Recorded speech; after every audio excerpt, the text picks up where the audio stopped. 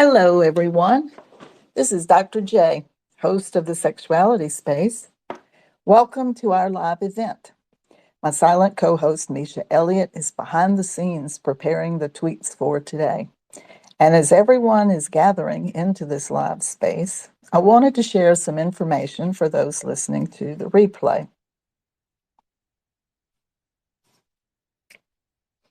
The Sexuality Space is live every Wednesday, noon Eastern, on Twitter. And I have worked to create a sex positive community where we talk about all sorts of different sex topics, meet CEOs of sex companies, sex educators, researchers, and writers. And I work to integrate sexuality in everyday life by being seen doing my work in the daylight. Welcome to everyone. As a reminder, this is a recorded space which will live on the Twitter timeline and be repurposed on my website, FlowGen playlist, and on YouTube. And I see we have some regulars that have arrived. Hello. Please note that this space is now equipped with its own chat feature, which is in the bottom right corner. So you can text questions there as the space goes on. Last week, we talked about the idea of social audio locations where we could talk about sex. And we discussed the Moan app, we discussed LinkedIn, we discussed Wisdom. And it's interesting to know where things have been going with Twitter to see, how this is going to happen. So for now, and until Twitter continues, I'll be right here in my regular time doing my regular work. And today's specific topic is what is sexual alignment? And the reason that I wanted to address this is because it was one of the reasons that I created the Purple Sex Reflection Deck for Women. And I wanted to talk a little bit about what that has to do with. One of the things that I always find interesting, I think I love the term alignment.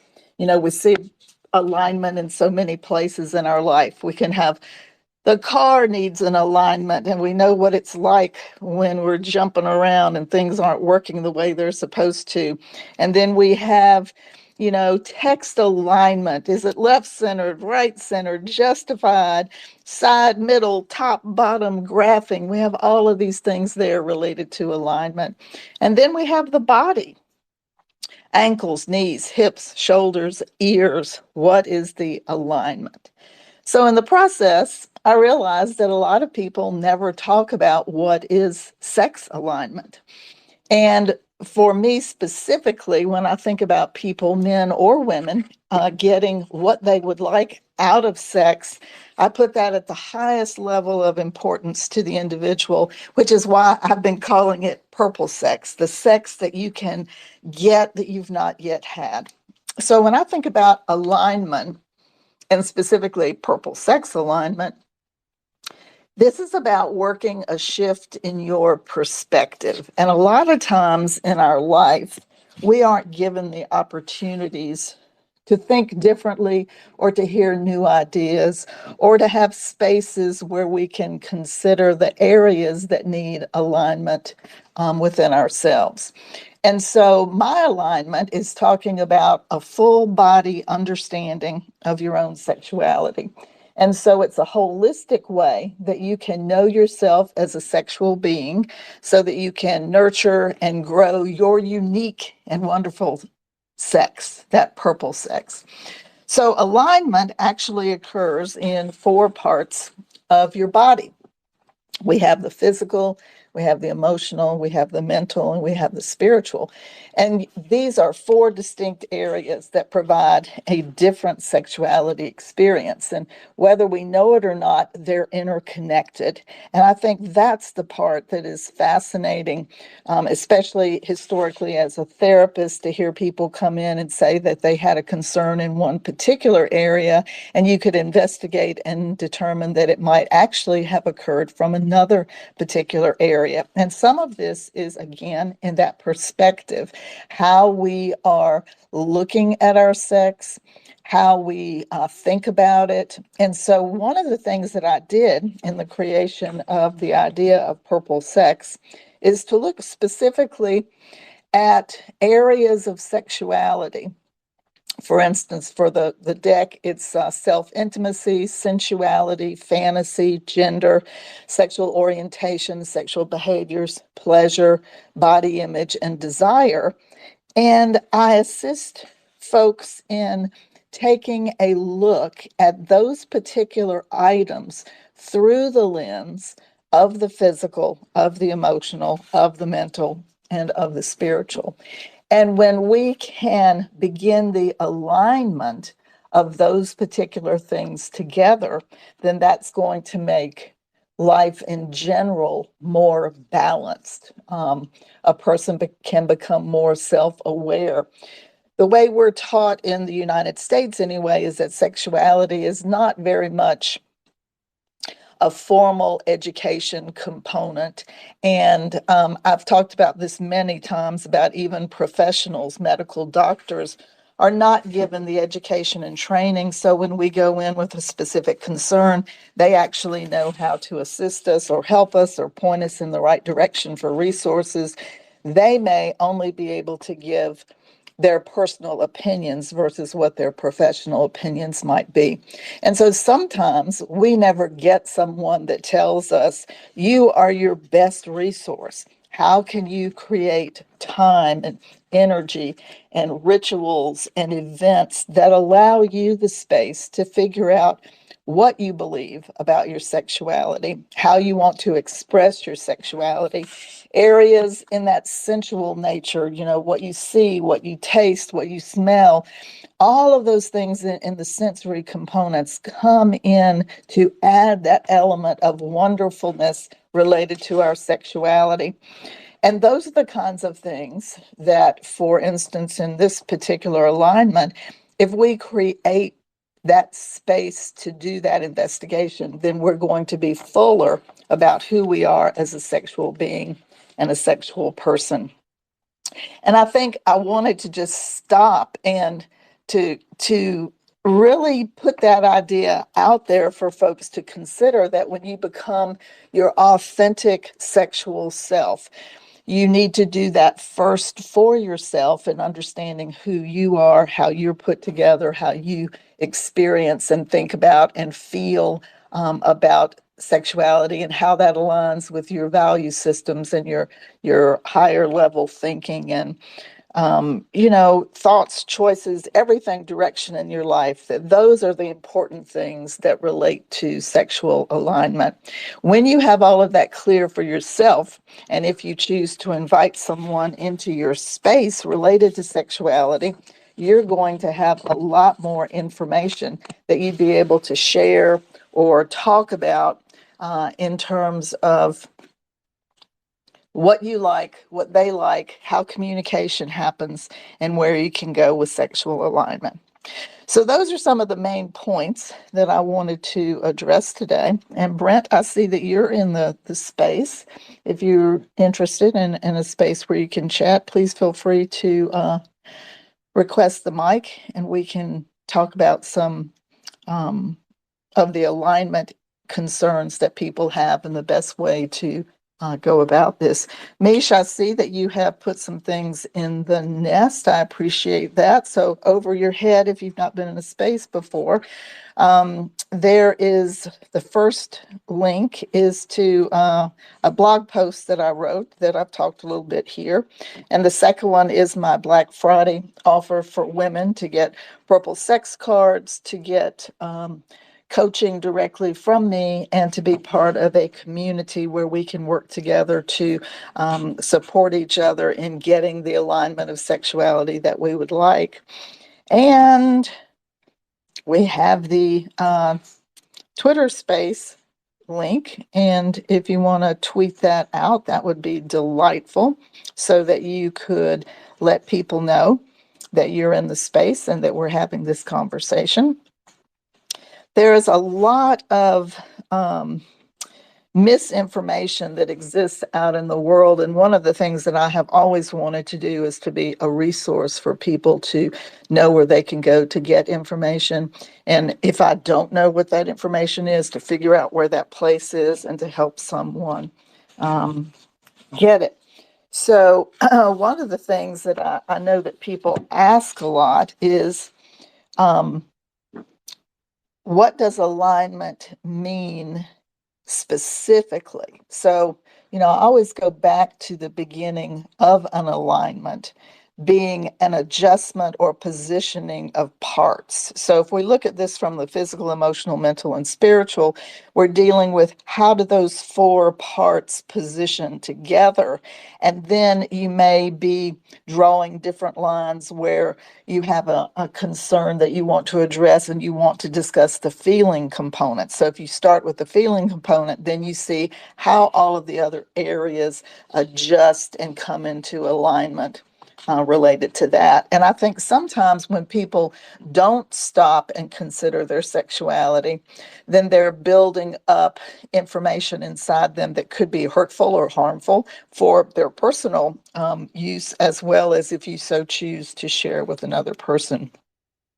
So I really like sexual alignment as a concept, and it also fits in that balance component. How do you balance sexuality? And I think about that as a life component, since we don't have that sexuality education going on. Then how do we integrate sexuality to be an everyday part of who we are? And I'm not talking about someone that expresses it for the world to see every moment of your life. I'm talking about the recognition that you are a sexual being and the way that you move, the way that you talk, the way that you dress, all of these different things come into play to address yourself as a sexual being so that all of your beauty, all of your essence, all of your wonderful, unique, authentic components can be experienced and expressed through your sexuality. And those are the kinds of conversations that we really don't have that much of. And that's one of the things that I appreciate about our conversation last week, where we talked about the Moan app, because it is topic specific. It is sex positive. It is a location where you can go and have any conversation that you want to, and it is done in a respectful and authentic way, just as I have done here. But the difference is in being on the Moan app, you could even have more detailed discussion, and you could have interactive discussion. You could have interactive activities all in this audio place where people can explore and express what they like to learn about in sexuality.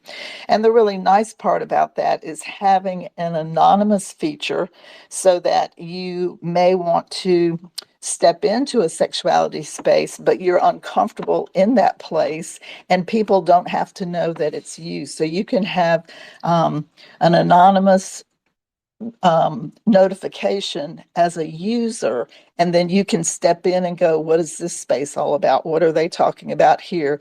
Am I comfortable? Am I uncomfortable? And so that's a pretty neat way to have the audio experience of practicing discussing sexuality, listening to other people do it, and seeing if they're setting a place of permission, a place where people feel included in the conversation and that they're going to be uplifted and feel good about what that has to do with. So I think that's an interesting direction of where we are in that process. And I see that Graciela just came in. Graciela, if you're interested in joining the conversation, I would love to have you. If I have not interacted with you before, and I don't know you, if you would please send a direct message, that would be lovely, so we can see what it is that you'd like to ask or what you'd like to um, bring forward in the conversation. I'd love to hear what that's about. So I'm intended for this to be an absolute monologue today. So other than talking about the items that I just addressed, Misha, are you in a place where you can talk? Maybe. Was there a topic you wanted me to go into more detail? Hmm. What are questions someone should ask themselves if they're looking to align? Ah, that's a great question.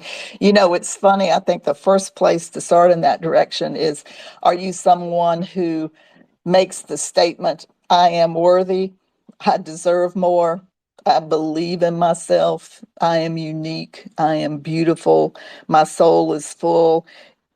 Lots of people can't say those things. And if you're one of those people that find that difficult to do, then that's the place where you can sit in each one of those areas, whether we're talking about your body, whether we're talking about your mind, whether we're talking about your emotions, whether we're talking about the spirituality, to stop and say, to ask yourself if you feel worthy in all of those areas, because sexuality is something that comes with us. It is a learned item. Everybody thinks that sexuality, that everybody should just be able to know about it and do it and express it in particular ways. And it's a learned and acquired taste, just like other things in our life, except that nobody's told us that, and that makes it a little harder to figure out how do we align. So the idea of taking those four areas and stopping and asking yourself,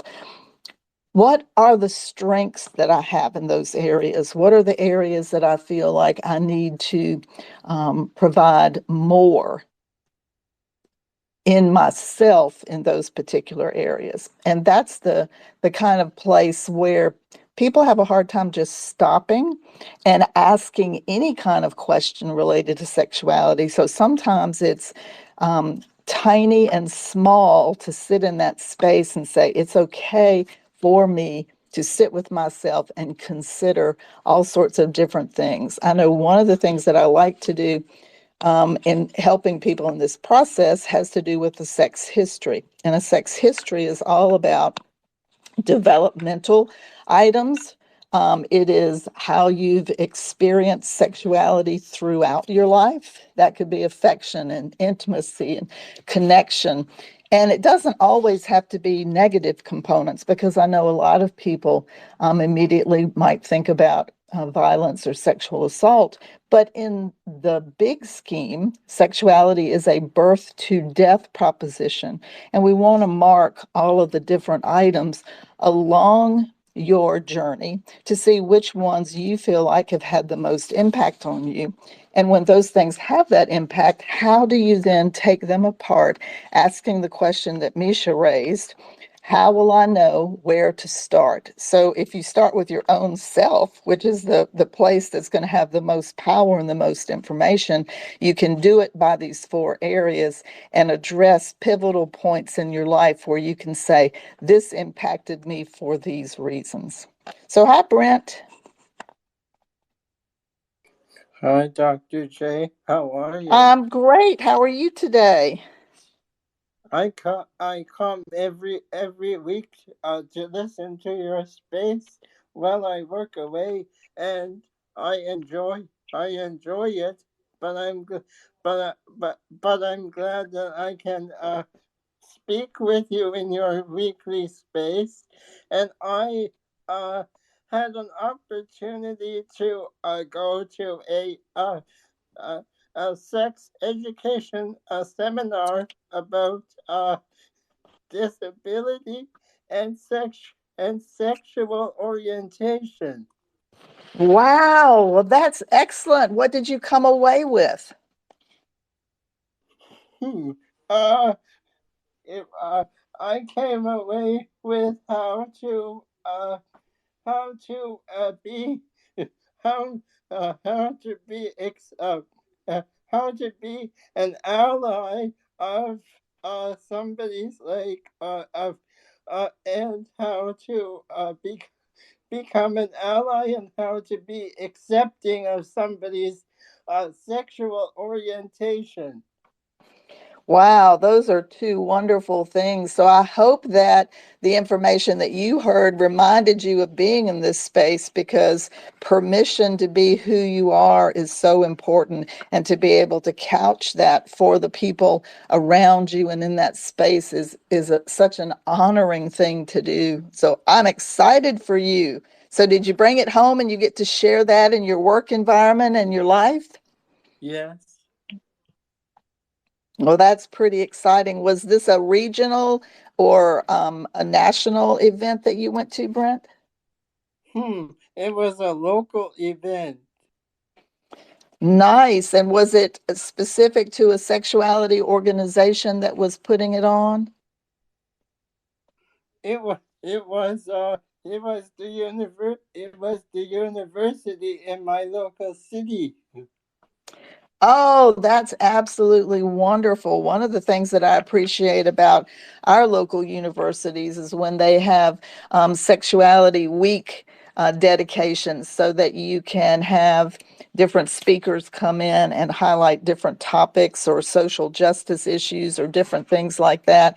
Or even to have that personal component where you can have one-on-one conversations, or an event like this where we would take a topic like sexual alignment and then we would work that in activities with people. And I think I'm so happy that I have been in the university arena and that I have seen what it's like to work with different aged students, as well as having done child development work for child care providers to understand the birth to death and where are the minute in between components where we begin that sexual alignment process, as it is to the information that we provide someone that's accurate and no nonsense, and it shies away from a negative component so that we can have people experience their bodies, their experiences with their bodies, their thought processes as wholesome and natural and good.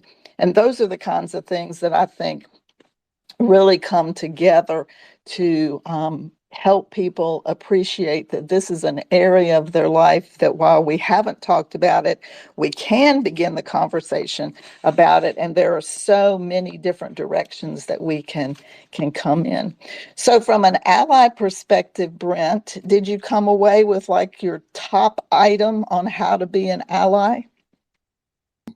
I think that the top the the top thought that I came with is that you have to become an ally, you have to be educated in sexuality. So you want to have the factual information and understand all the components that it has to do with so that you can appreciate what someone is sharing with you. Is that what you mean? And I'll also tell you something really exciting, Dr. J. In my current role with the federal government in Canada, I became a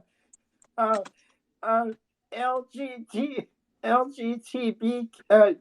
TBQ positive workplace ambassador. Oh, that is absolutely exciting, Brent. I love it when you can be designated as a safety person, that people will be able to come to you for information So and that people will be able to So, come to you to learn how to be now, an ally.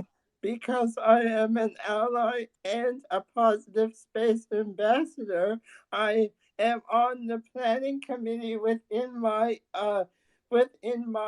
department to organize events. Oh, that is absolutely terrific. Was this something that was on your plan within your work?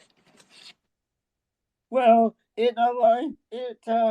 Well, I did a disability course, and at the end of the disability course, the next course that it suggested for me to take was Positive Space Ambassador. Well, it's nice when you get the layout for when you do this, here's the next thing that works. And I think that that's actually talking about what we're talking about here. I mean, in one sense, you're talking about your sexual alignment to your life and where that fits in you wanting to be educated about sexuality and where that fits in your professional life so that you will be an advocate and a resource for those people that are looking for specific information. I am really excited to hear that And for you, Brent. I wanted to let you know that I use you as a role model. Oh, Brent, that is so kind of you. I think all of this, we work together. It is a community. It is, the way that we can get more information out. And if I was able to provide something for you that you can now take on for yourself and share it in your local environment and do wonderful work with, I am just so delighted to hear that. That's just the neatest Because I information. enjoy your wealth of knowledge. Oh, thank you. Thank you. I appreciate that.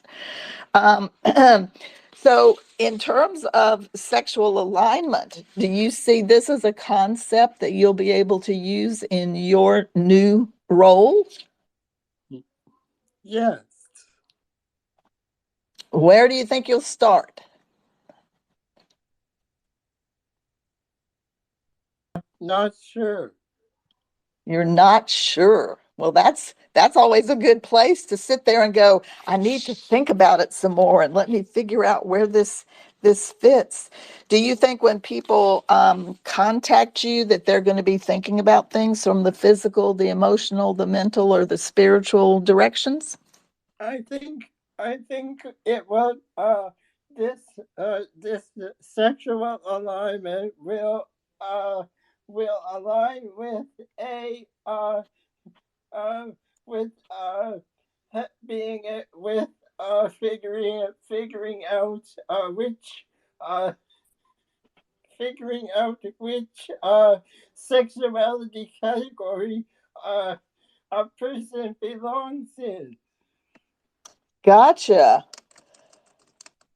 Well, I think, anytime that you can investigate on this topic and help someone think this through, then you have become not only an ally, but a spectacular advocate for the idea that sexuality is important and an integral part of who we are. So I'm just very, very excited to hear that for you. And, I was thinking as part of this sexual alignment direction and where that comes into play for the new tools that I've created and that are launching today as the experience for women. It's always amazing to me to see the evolution of getting an idea and then creating a specific product that would be a helpful item. So I'll be very curious, Brent, to see the things that you create and make up and have available for all the Well, people that are well, around you. I'm hoping to be able to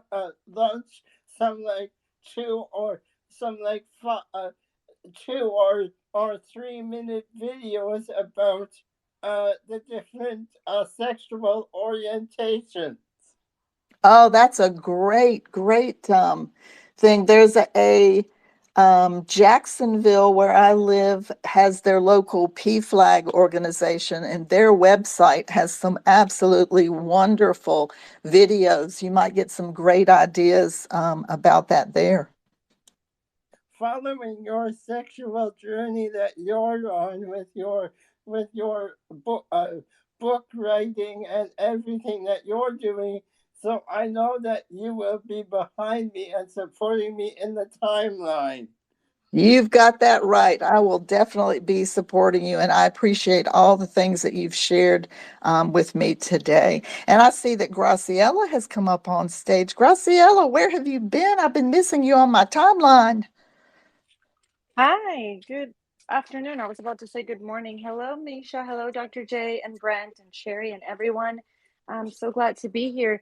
At this time, I'm usually just not online much because Elijah is awake, and then while Rachel's space is going on, I'm always coaching, so that's why. But I'm glad that I made it into this space, and congratulations on your card deck. I wanted to ask, I'm not sure if you may have discussed this before I got here, but what are some telltale signs of someone who is not sexually aligned? Well, I think in the big scheme of things, we can say number one, unhappy. And sometimes people don't know why they're unhappy. You get that kind of frustrated, life isn't hitting me well. And so I know you do some intuitive work, and there are things that we can do in a scanning direction, whether we're scanning what are the thoughts that I'm having. If it's about my sexuality, is it about my body image? Is it about, I don't have the right material on my body that makes me feel good. Like some people are more into cotton versus a synthetic kinds of things. But we don't help people enough to stop and look at all of the sensory things and how they are affecting us at any particular time. So I'm always when someone is unhappy, that is the first place to start to identify where that's coming from and what are the things that have to do with it. What do you think? Oh, I think that's a great answer. Thank you. And you added the sensory aspect to it, which kind of and the fabric element of it. And I think this would apply to highly sensitive people so much, because that's the sensory thing. And you may prefer a fabric over a different one. And for women as well. I mean, oh my gosh, health wise and pH level wise, you know what I'm talking about. So Yeah, I'm so absolutely. glad that you said that. Yeah. And then you're right. So my intuitive work also relies a lot on chakra work and asking all those questions. So for sexuality, sexual health, or sexual alignment, I would probably also dive into I was going to say Chukratra, root chakra. Sorry. Yes. Root chakra and sacral chakra, which is the womb. And so yeah, oh, I love that you answered with the senses, so thank you so much for that. You're welcome, Graciela. And I think that, when I'm looking at holistic work, and go ahead, Mish. I didn't see your hand up. No, go ahead and continue. I'll wait until you're done. Okay. That when we don't help people, and I'm going to put this in the people direction, not just women, even though the work that I'm doing with the new project is specific to women, but when we don't help people to be able to dial into their physical, and then when they have a physical thing going on, ask questions about their emotions or about their thought process, or about the spiritual part where our body is linked together energetically, and how we can start taking a look at what might be blocks there and what's going on. If people don't know this information, they don't know how to go about it. And so that's why what you missed on the front end was I started alignment with. People know about alignment. We align our car, we align our text, we align our body, in a particular way, but we don't have a larger notion about what alignment has to do with. So I'm really delighted that you came in and brought up those points. Okay, Mish. I wanted to roll back around to the I am statements that you used earlier. Okay, And roll. I was thinking about, you said how hard it is to believe yourself. And that is true. And it's even harder if you have people that you're not quite trustworthy of telling you these things. But it's a lot easier when you find your people and they tell you these things. Well, and I think it's interesting too, because there's an uplifting quality. There's a card in the card deck that I have that's called The Wild Woman. And it is a picture of a woman holding a mirror and looking at herself. And I think a lot of times in our lives that we have trusted people or honest people that can hold up their mirror and we see what they see. And sometimes we need to balance the information and look at a skew to see if your side of it is much more negative, but their perspective is totally upbeat and positive. And it's the perspective of stepping out of yourself and being a little bit bigger and being able to have a wider bubble around you so that you can clarify some of this information. And that when we look at our strengths and we move forward in what our strengths are, they hold us up better than any fear component of moving forward. So I'm always helping people to make the space of their strength bigger. And I like the idea that I am is a full sentence. You know, I am. I am taking up space right this moment. I am. And when you say I am and you say it slower and faster and bigger, you bolster what's there. And then when you want to focus on the strength part, you're doing the same things. What do I like when this particular feeling comes in? So Graciela asked me, you know, how do I know, or when someone knows they might want to check things out? So if one is unhappy, look at the reverse side of that. What would you need in your life to make you happier than you are at this particular moment? Go, Mish. Now I'm thinking about making it bigger, making it faster, like you said.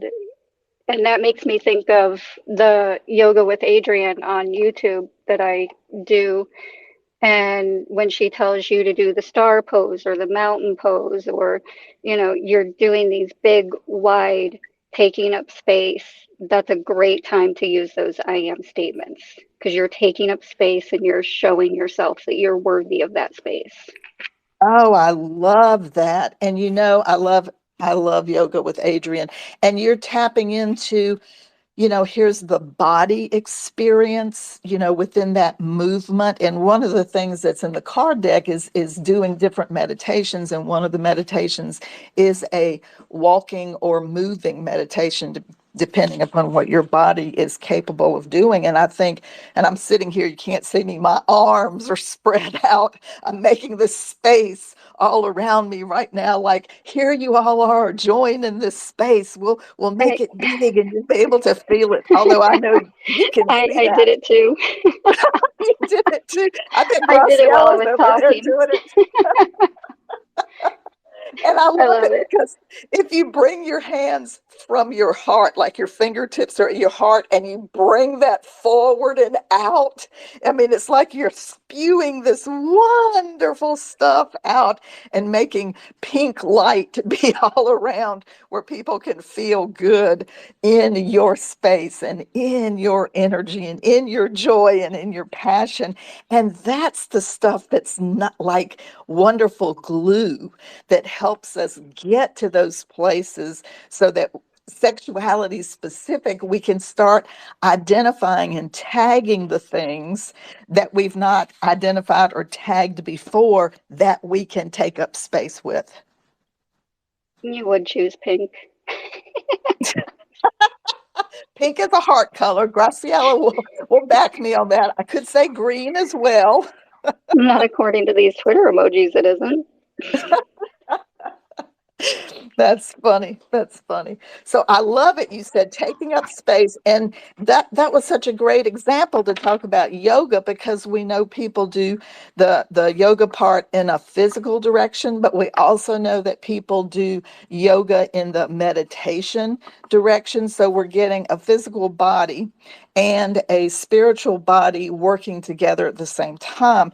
And I think a lot of times, again, we aren't giving people necessary information that will help them with their specific alignments. So, Graciela, are you in a place where you can chat? Sure. Yeah. I was curious when you're thinking about the intuition aspects, what activities do you have people in your coaching do to stay focused in the moment on a topic of their interest?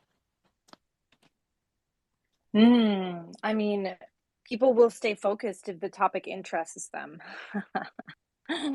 You know, Well, or if I'm they're intuitively drawn to it as opposed to a coach like suggesting it. Like, for example, I'm very big on journaling, but some of my clients couldn't care less about journaling. right? Oh, true. Yeah. So, So how do right. you help them when they say, I have something that I'm interested in? How do you help them blow life into it to create a bigger space to investigate? So when somebody brings up something that, it's not necessarily my practice, but they're interested in, we kind of shift. It kind of becomes more of a strategic type of coaching, kind of like, okay, well then let's focus on time blocking, which is a strategy and not necessarily life coaching, skill, so that you can accommodate this brand new, interest in your life, so that you can make sure that you put it in the agenda, because the reality is if we don't make time for it, then the time is not there. That is perfect. And that's one of the things when I talk about what women will get specifically from the Purple Sex deck is it sets up you having a physical embodiment. Here it is in your hands. And then you have the reminder right here. When am I going to do this? And you create that time block that's going to be, whether it's a daily time frame for you, a weekly time frame for you, a monthly time frame for you. All of those things allow you to be with yourself. And I think that may be the hardest part. Do we think we are worthy of blocking that time off to be with ourselves? And I think a lot of times that's the battle. And that was, Misha's point. Am I worthy? We go back to, I better be giving my time for this, that, or the other. When do we put ourselves first? And when you take a look at sexuality, most people never put that first in the scheme of things. And all I'm talking about doing is to balance sexuality with all the other components of your body, that it actually is an item that you can address, that you can learn more about. And for the 9 topics that are in the specific deck that I'm working with, it gives you the opportunity to pick the topic and then what is your idea from the physical direction, emotional direction, mental direction, spiritual direction to help you investigate. So if you were to intuitively pull a card and it says self-intimacy, and it says physical. Well, what comes up for you when that happens? What do you think? What do you say? And if you look at that from all of the different directions, you're going to end up getting a lot more information about yourself. And then that will be information that, if you so choose to share with a partner, a great invitation and way to start a conversation. Mish? So you're saying I can phone a friend if I pull that card? Sure, you can phone a friend. Yay! Are you going to be sharing with your friend what came up for you when you read that information? Or are you going to deflect it to your friend to say, I want to hear what you think? Both. I think I'll Both. do both.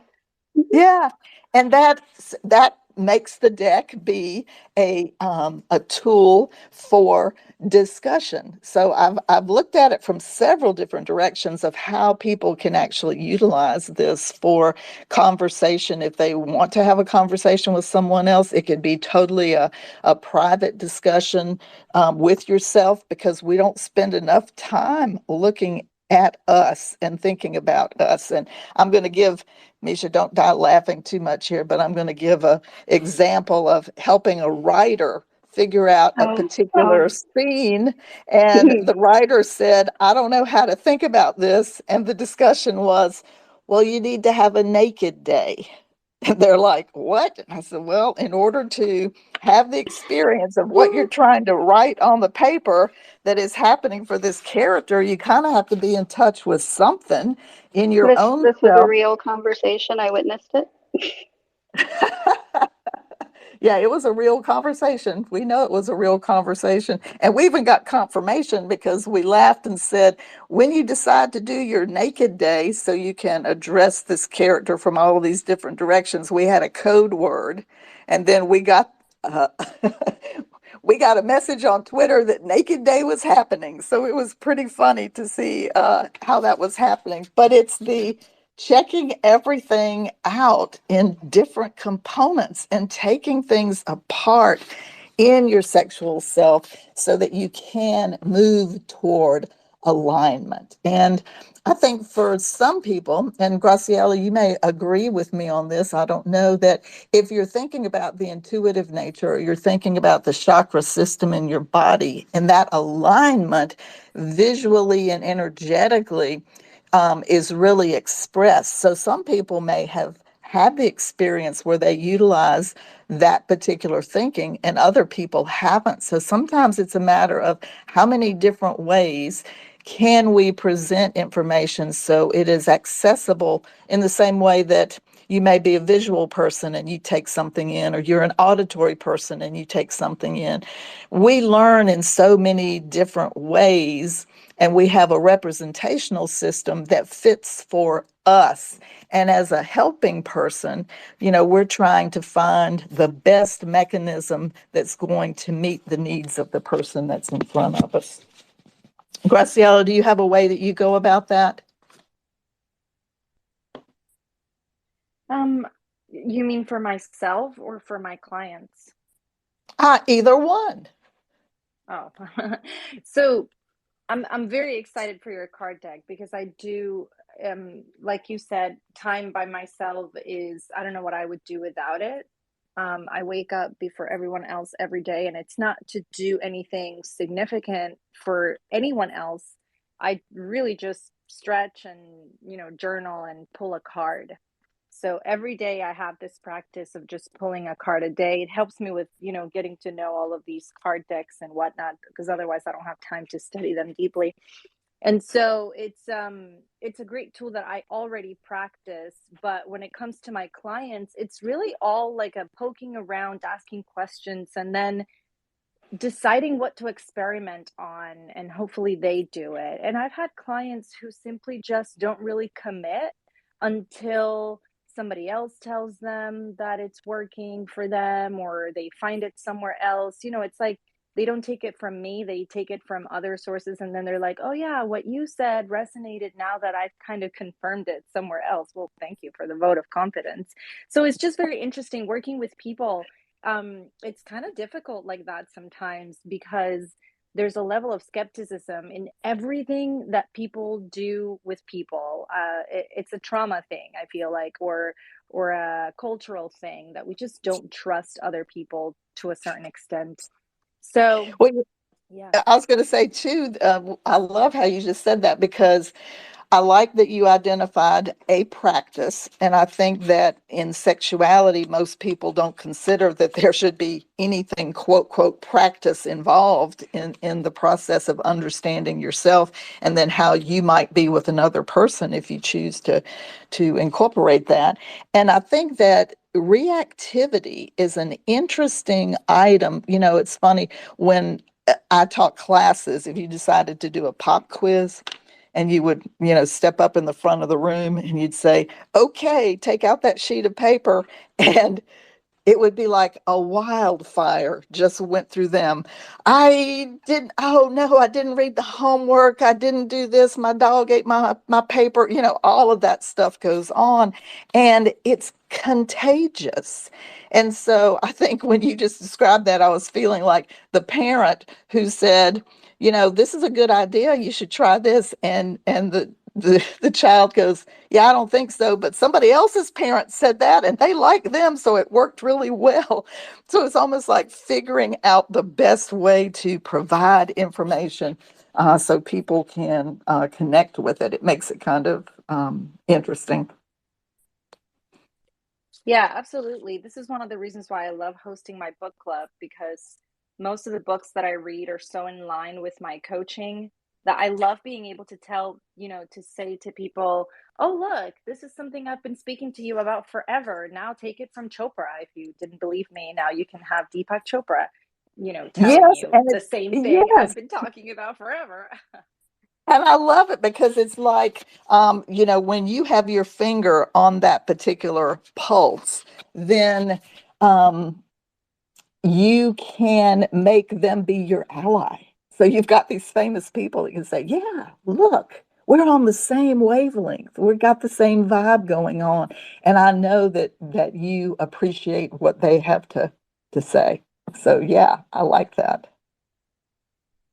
So let's see, Right. So it's the Sherry. same thing. Oh, I just wanted to confirm, about your deck because it's the same thing with Oracle decks, right? Because it's a tangible element, like you said earlier. It's not just somebody else's just friendly opinion or expertise or whatnot. It's like you're getting it from a card that's randomly selected. How if you are into intuition, then how are you not gonna just ponder about it or try to find deeper meanings or connections? So that's what's great about oracle decks. And I've set up in this particular deck, there are 5 energy surges that are related to wonderful female energy. And the way that I have people focus on that is all about leaning into it, being using it as a positive and strength area, not necessarily a negative or bring you down direction. And some of that is that perspective change again. Think about this from this way instead of that way. Let's see, Sherry. Hang on a second. I am working to add you as a speaker. There we go. Thanks, Graciela. Hi, Sherry. Welcome to the space. What comment do you have or question? I do have a question. I see a lot of youngsters these days, they have very confused sexual identity. Do you have any advice on that? Wow, that's a lovely, broad question. I think it's interesting. I am 66 years old and I have been in the field of sexuality for 46 years. And it's an evolution in and of itself. And I think when I look at the things that have changed the most about sexuality topics, is the idea of what is constructed and what is given. And there's a lot of movement there in terms of um, if we're looking at gender, we're looking at what is the energy that I feel in my body and how might I like to express that today? And I think what's happening right now is that people are being given permission that they can do that if they so choose. And recognizing that not the entire world is upbeat or positive about the idea that this could be an area that you could express or learn about or identify what it means to you. And so it could have negative ramifications. And so, again, like Brent was talking about earlier when he was here, how can we be allies and advocates for anyone who wants to investigate the core of who they are and look at it from these different directions? Did that answer your question, Sherry? Thank you. Yeah, are there like books young people can read if they are feeling confused? Oh, there are Any so many recommendation? books. Yes, yes, yes. It's funny. I was at a event on Sunday that was a personal event, and I had all these people asking me, I need a book for this and a book for that. I should put that on my website because I don't have anything specifically listed, but there are wonderful sexuality organizations, the American Association for Sex Educators, Counselors, and Therapists has book lists. My friends in Austin, the Sexual Health Alliance, they have book lists.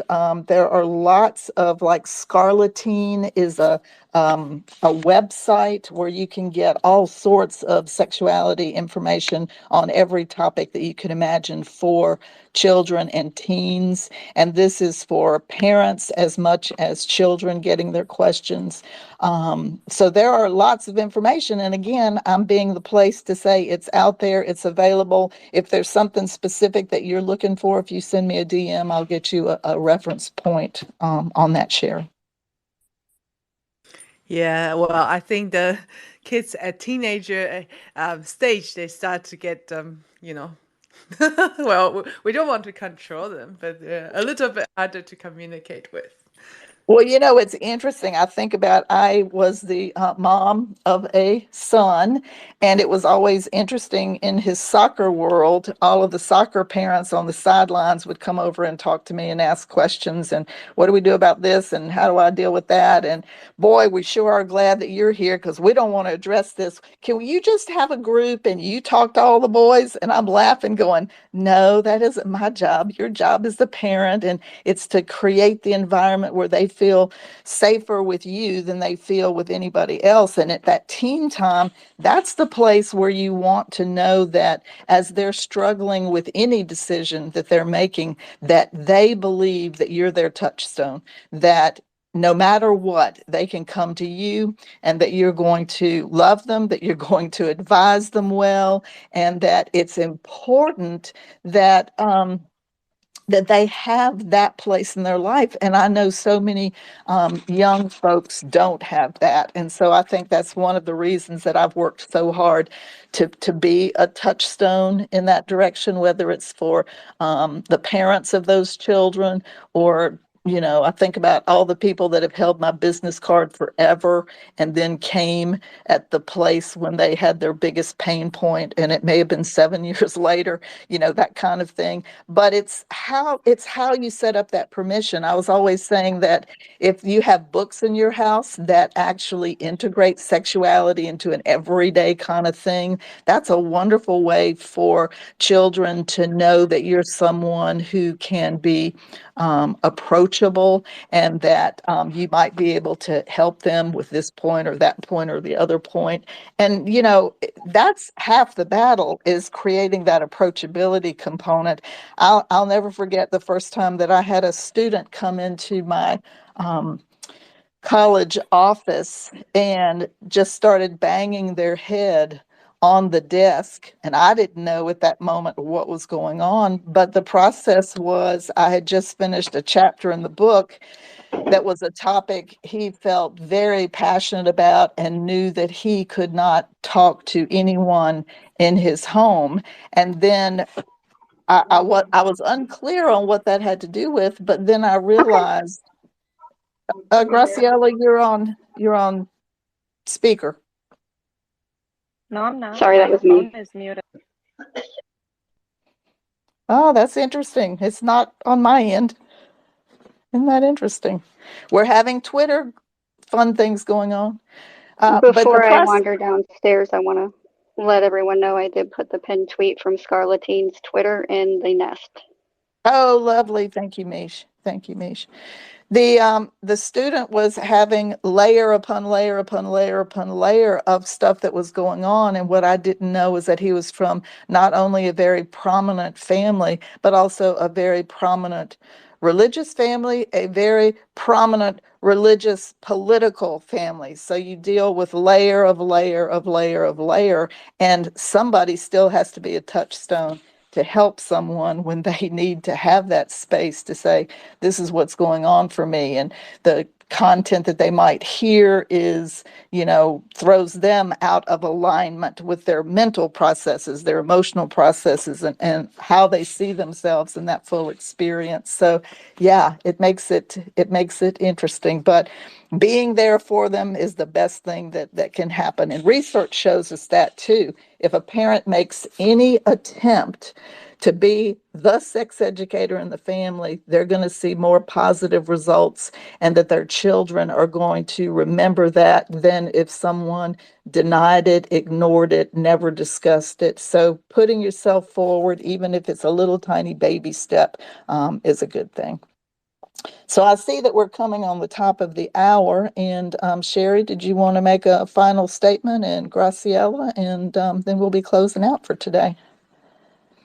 Well, I think that's just everything that for everybody to go through that stage and to find yourself and maybe break away from, what you think you should be. And yeah, it's very important. And I also feel that COVID has, I don't know, it's brought um, positive and negative things at the same time for the kids' mental health. I don't think it would have been very good, but I think maybe they will be looking inward a little bit.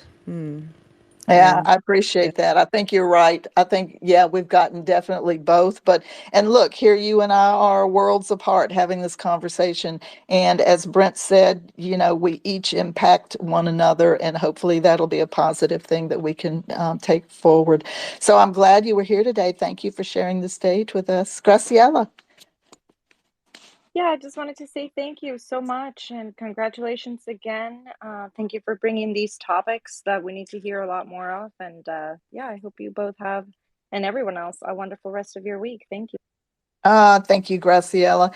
And Misha, I don't know if you have anything that you want to add, but at 2 o'clock this afternoon, I'm going to be with Rachel Thompson in the book marketing chat, where I'm going to be discussing the actual authoring component and more details specifically about how you can create a card deck related to books that you are using. And so I'm excited about that. And next week, I'm going to specifically go into a lot of detail about the Purple Sex deck and the items, how to use them, the course that I'm going to be teaching, and the community. And as Mish has put over the top here, you do have the Scarletine there. You have the spaces, you have the exclusive offer, so you can see what it is that I'm offering before the cards are even available to the world. And the idea of sexual alignment. I hope that sticks with you. I hope you think about your physical, emotional, mental, and spiritual, and start thinking, using Graciela's term, a practice for you to be able to consider yourself as a sexual being in all of the goodness and authenticity and purple sex that you have. And I hope you have a delightful day. I appreciate everyone that came in to listen today. And thank you for the folks that came up to speak, Brent and Graciela and Sherry and Mish. And we will be back here next Wednesday, noon Eastern Time, for a detailed purple sex discussion. Y'all have a good one.